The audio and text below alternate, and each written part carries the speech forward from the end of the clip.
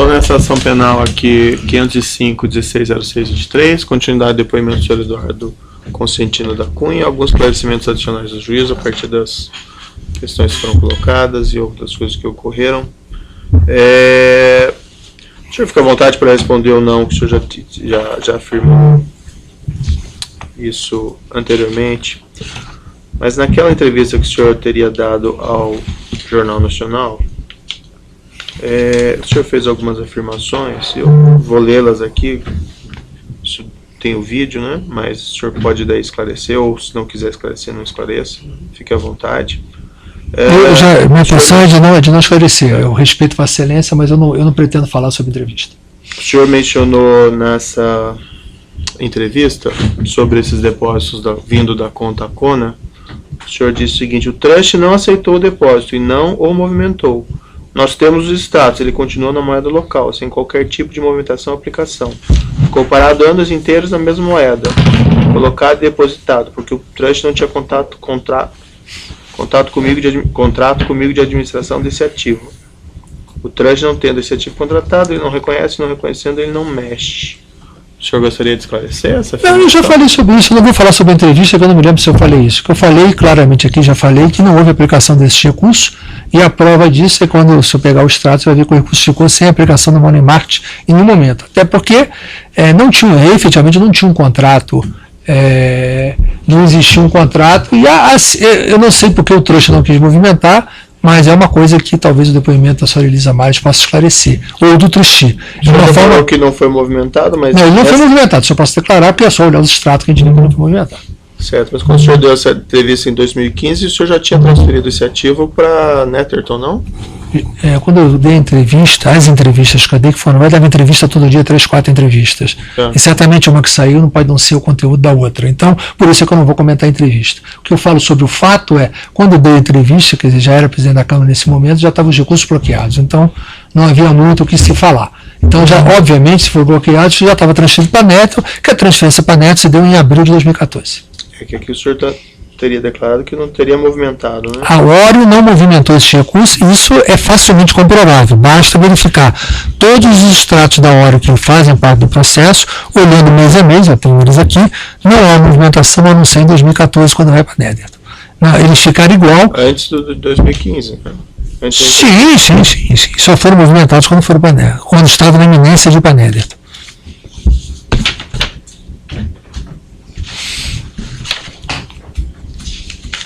Também nessa entrevista, quando o senhor declarou sobre a sua origem de valores nas suas contas, o senhor mencionou a pergunta: presidente, o senhor tem algum documento que prova esse negócio, a compra aqui no Brasil, a companhia que usou para levar esse produto lá fora? O senhor mencionou: a companhia era uma companhia constituída fora do Brasil. Estou falando de assunto de 30 anos atrás. Eu não tenho documento nem contabilidade de assunto dessa natureza, sempre já foi encerrada, desfeita. Foi uma empresa, mais de uma empresa? Olha, eu tinha no exterior, tinha várias situações. Eu me lembro bem que eu estava juntando, o Vossa Excelência está falando uma coisa, e eu me lembrei de um fato. Na busca e apreensão que foi feita em 15 de dezembro de 2015, na minha residência, detinha documentos originais da Câmara de Comércio e Indústria Brasil Zaire, que aliás eu não obtive de reaver, que eu estava inclusive juntando, buscando em algum momento. Tem documentos originais da Câmara de Comércio e Indústria Brasil Zaire.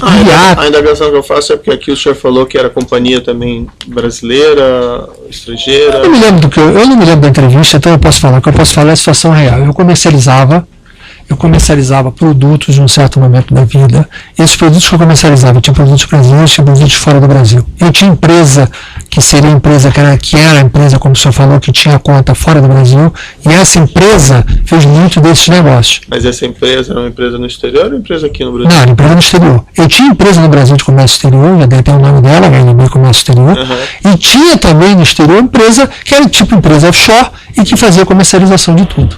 E que fez algumas comercializações e que recebeu transferências oriundas de vendas. Quando você vendia um produto e você convertia, você recebia como se fosse, digamos assim, um mercado paralelo, que esses países não tinham divisa, um mercado paralelo desses países, não o mercado tradicional, países organizados, países sem divisa. A grande dificuldade que você tinha nesses países é que você não tinha licença de importação.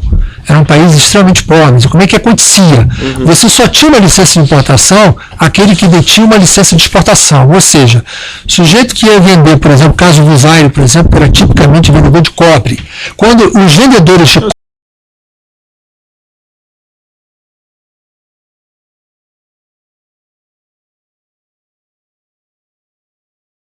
do que o senhor respondeu aqui. Eu não sei o que eu respondi, eu não posso contestar. Para mim, o que vale é o que eu estou lhe respondendo. Eu li ali, né?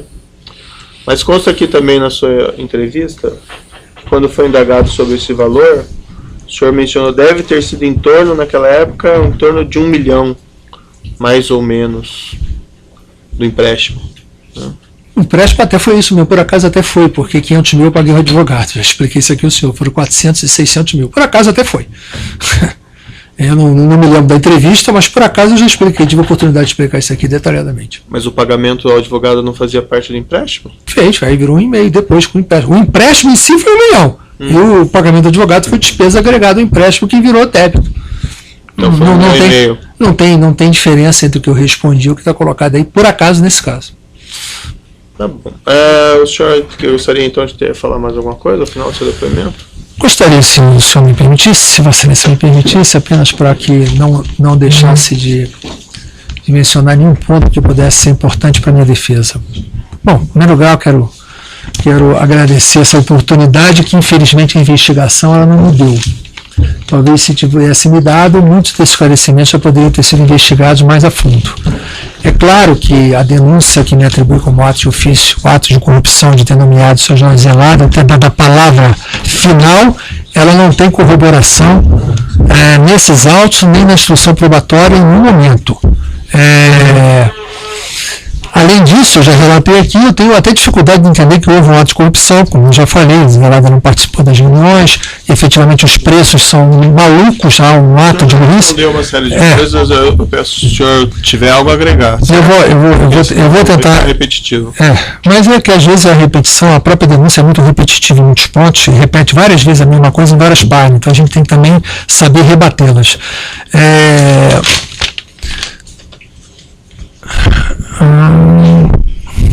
Eu falei do preço. Bom, na medida em que a gente não tem ato de corrupção, é muito difícil a gente poder falar em lavagem de dinheiro. Consequentemente, temos a discussão da imputação de evasão de divisas, que certamente, se restar isso, não é o juiz natural esse para poder fazer essa avaliação. Mas isso é uma coisa que a defesa vai fazer e a Vossa Excelência vai poder julgar.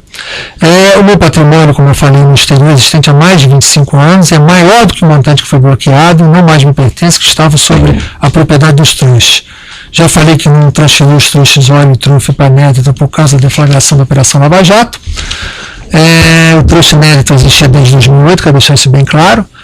Ao mesmo tempo dos outros, a transferência se deu pela situação que eu falei da compra do Merrill Lynch Banco Suíço pelo Julius Baer do Banco of America e pelos trustes serem trustes criados e mantidos e administrados pela empresa Merrill Lynch Trust, a qual o Julius Baer não gostaria mais de permanecesse no seu banco. A Netherton já detinha a conta no banco, era outro trustee, e o Julius Baer aceitou a transferência para que fosse através da Netherton. A conta Copeg, eu já falei, era uma conta de cartão de crédito, já falei sobre os limites, sobre as garantias, já falei sobre o cartão de crédito, sobre o que foi pago, a conta titular, foram por mim autorizados,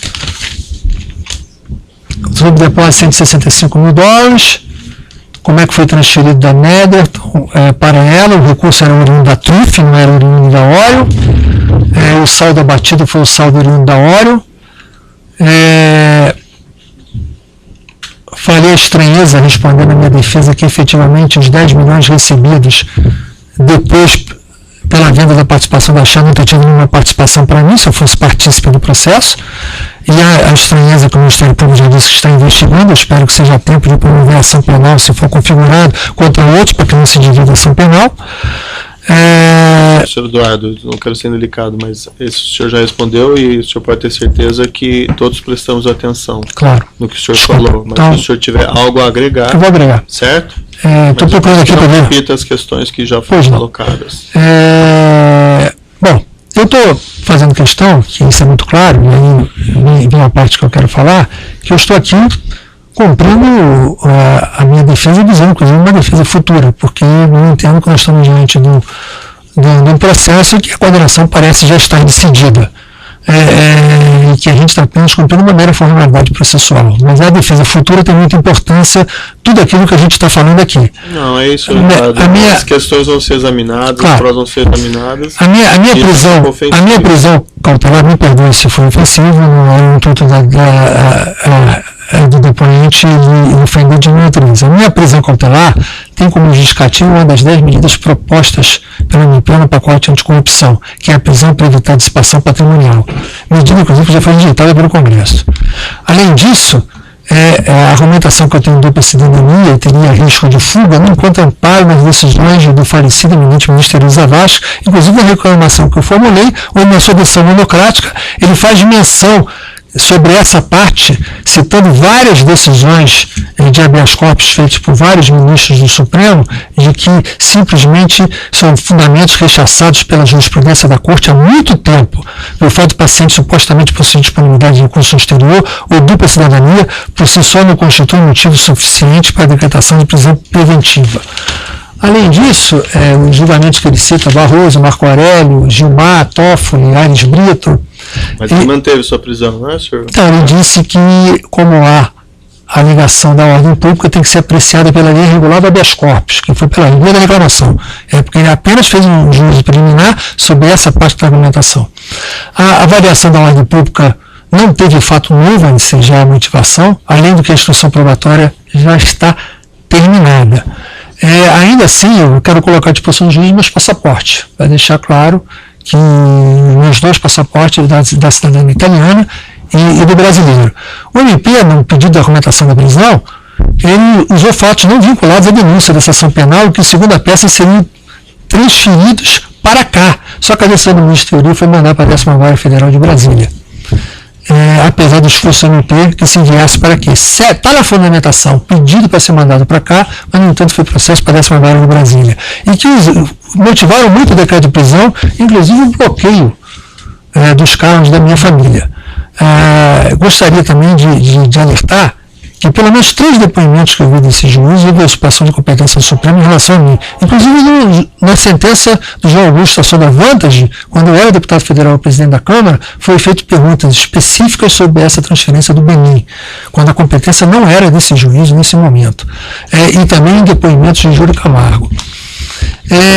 Essas questões, senhor Eduardo, já foram submetidas ao Supremo e foram rejeitadas, né? Talvez fosse não. Essa não está ainda. Rejeitar os fatos e deixar os seus advogados. Sem dúvida, mas eu faço questão de alertar essa situação. Quem mandou o processo do senhor para cá foi o Supremo Tribunal Federal. Não, eu falei outra coisa. Eu disse que quem entendeu que a competência era aqui foi o Supremo Tribunal Federal. Não é isso que eu falei, Excelência, me perdoe. O que eu disse é que na fomentação do Ministério Público foi acolhida por Vossa Excelência, tem fato de processo que não está aqui, que foi mandado para Brasília. Isso não tem relevância. Eu quero aqui alertar que o juízo também tem uma responsabilidade pela minha segurança na medida de demais presos cautelares para essa operação que estão em presídios, misturados a condenados por crimes violentos e até como imputáveis, onde, apesar das condições dignas e tratamento respeitoso, não há o cumprimento da lei de execuções penais, além do que não se permite o contato com os advogados de forma necessária ao exercício da ampla defesa. Eu gostaria de dizer que eu também sofro do mesmo mal que cometeu a ex-primeira-dama Maria Letícia, um aneurisma cerebral. Aproveito até para prestar minha solidariedade à família pelo passamento. O presídio onde ficamos não tem a menor condição de atendimento se alguém passar mal. São várias as noites em que presos gritam sem sucesso por atendimento médico, que não são ouvidos pelos poucos agentes que lá ficam à noite. Gostaria também de dizer que nós estamos com um processo político aqui, onde empresas estrangeiras, eu queria protestar, são poupadas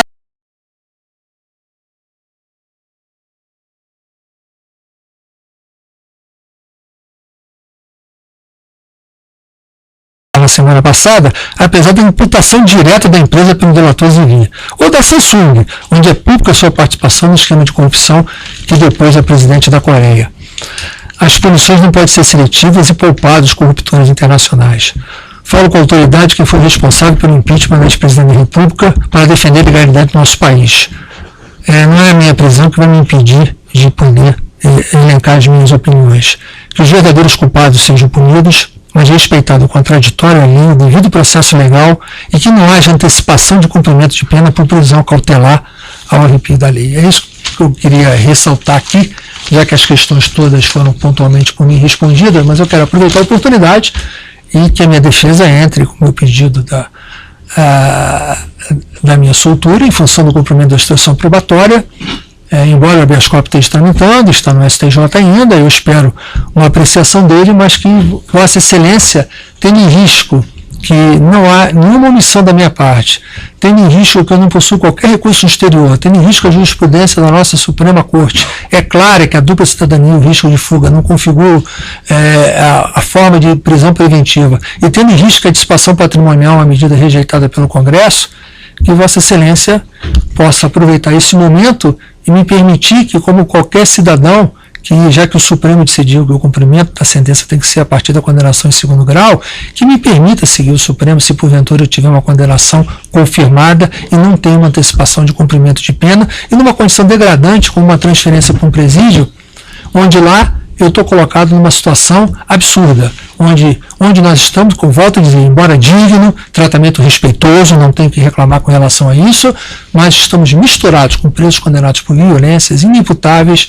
onde todos estão absolutamente em risco daqueles que estão presos dentro do presídio. Certo, senhor Eduardo Cunha.